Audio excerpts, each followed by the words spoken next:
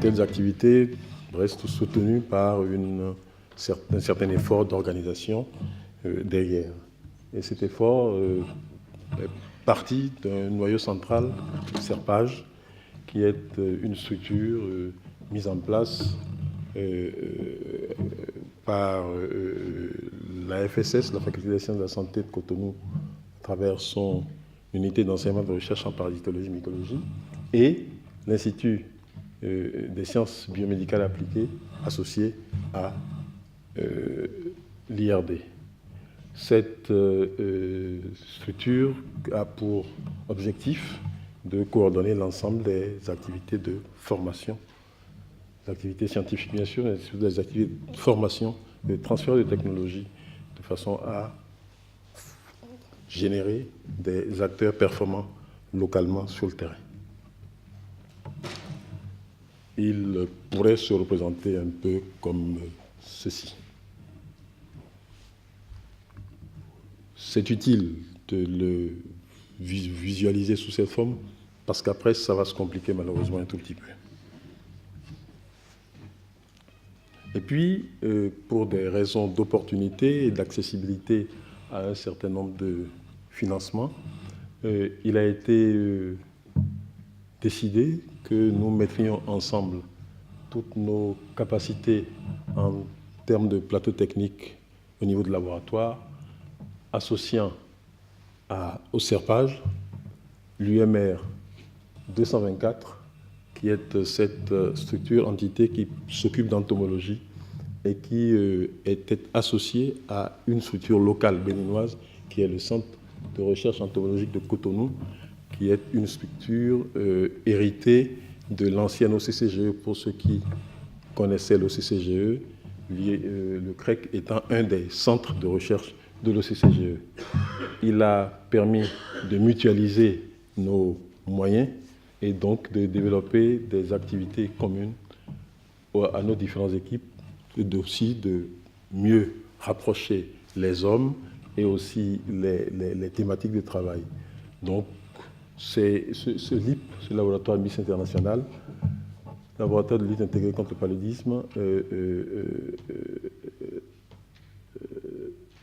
s'intéresse, enfin, travaille dans différents domaines, l'entomologie, l'épidémio, la recherche clinique, l'immuno et les sciences humaines, ce qui nous vaut un schéma un tout petit peu plus compliqué, qui est l'association des deux, et qui montre bien qu'en décidant de mutualiser les moyens, on peut peut-être aller un tout petit peu plus loin.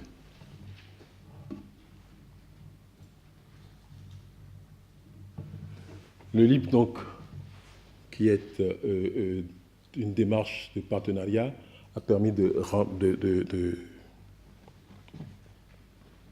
renforcer les possibilités des deux équipes de l'IRD, l'associant aux équipes béninoises que sont l'ISBA, la FSS et le CREC, et aussi les équipes plus périphériques qui sont dans un giron d'activités beaucoup plus opérationnelles, comme le programme de lutte contre le paludisme. C'est important dans la définition des thématiques de recherche, et l'Institut régional de santé publique de Ouida, qui est une structure un peu particulière. C'était une structure mise en place par l'OMS, qui a commencé à former, mais qui s'est trouvé très rapidement devant une difficulté, celle de la diplomation, dans la mesure où l'OMS n'a pas vocation à délivrer des diplômes, d'où un ancrage universitaire à l'université d'Abomey-Calavi qui l'a rapproché un peu de nous, ce qui n'était pas une mauvaise chose dans la mesure où, à l'époque en tout cas, il bénéficiait de moyens dont je ne pouvais même pas rêver au niveau de la faculté de médecine. Mutualisation donc des locaux au départ, mutualisation des moyens techniques. Cela nous a permis aussi de nous rendre plus performants en matière de formation et de pouvoir accéder à un certain nombre d'appels d'offres internationaux. La figure, c'est un tout petit peu compliqué. Au LIP, donc, on voit associer le PNLP, l'Institut de recherche clinique du Bénin, et l'IRSP, ici. Puis tout ça est devenu le CLIP, et cela à la faveur d'une initiative du ministère béninois de la Santé qui a rencontré un financement au niveau du ministère français du co-développement avec pour objectif essentiel de centraliser et d'harmoniser les recherches au Bénin sur le paludisme. Donc tout ce qui travaille sur le paludisme se situerait dans un même site et pourrait approfondir les possibilités de coopération, la mise au point de méthodes nouvelles de lutte contre le paludisme et l'évaluation, ce qui était nouveau et important pour nous au Bénin, l'évaluation des stratégies que nous mettions en place et surtout la coordination des stratégies entre les différents acteurs. Ce CLIP est situé à Abomey-Calavi, près du LIP, pas loin de l'Institut de recherche clinique, et devrait donc, il est en phase d'opérationnalisation, les bâtiments sont en construction, et il devrait devenir entièrement opérationnel. Il est à moitié déjà, puisque nos collègues entomologiques y ont déménagé et ont commencé à travailler, et il devrait nous permettre d'être un tout petit peu plus performants. Il n'y aura pas plus compliqué que ça. Rassurez-vous. Ce que cette démarche nous a apporté de significatif, c'est l'amélioration sensible de nos capacités de formation. D'abord, au niveau de l'offre disponible. Au nord, l'UMR 216 participe aux activités donc, de pilotage de M2 de santé publique à l'université Pierre-Marie Curie de Paris. Cette UMR est aussi laboratoire d'accueil pour les M1 et M2 de santé publique de Bordeaux 2. Paris Sud, Pasteur, etc. L'UMR 216 participe aux activités doctorales de 2 écoles en santé publique, épidémiologie et en médicaments toxicologie, chimie et environnement. Au sud, Serpage est associé à la formation en Master 1 et Master 2 de la Faculté des sciences et techniques de Cotonou et de l'École polytechnique d'Abomey-Calavi, qui forme aussi des masters aussi bien en biologie qu'en statistique. Il sert aussi de site d'accueil et est associé à l'enseignement des étudiants en faculté de pharmacie et de médecine dans le cadre de la Faculté des sciences de la santé de Cotonou.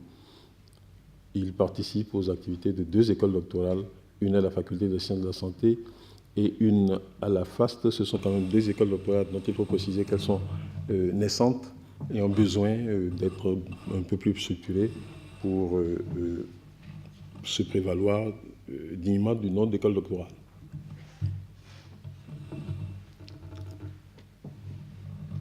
Si l'on veut se livrer à un petit bilan chiffré, entre 2007 et 2012, on s'aperçoit que un nombre significatif d'étudiants ont été formés aussi bien au nord qu'au sud. 8 thèses de médecine et de pharmacie au nord, 7 Master 2 et 6 thèses de sciences, tandis qu'au sud, 8 thèses de médecine, 15 en Master 2 et 21 thèses de sciences. Il faut préciser ici que, et c'est un peu la remarque que je faisais pour les différents masters nouvellement créés à Cotonou, les formations académiques restent à structurer au niveau de ces masters. L'essentiel de ces formations académiques se donnant pour l'instant, notamment au niveau du master de santé publique en France, tandis que pour ce qui est des masters de biologie et de statistique, l'ensemble se fait à Cotonou.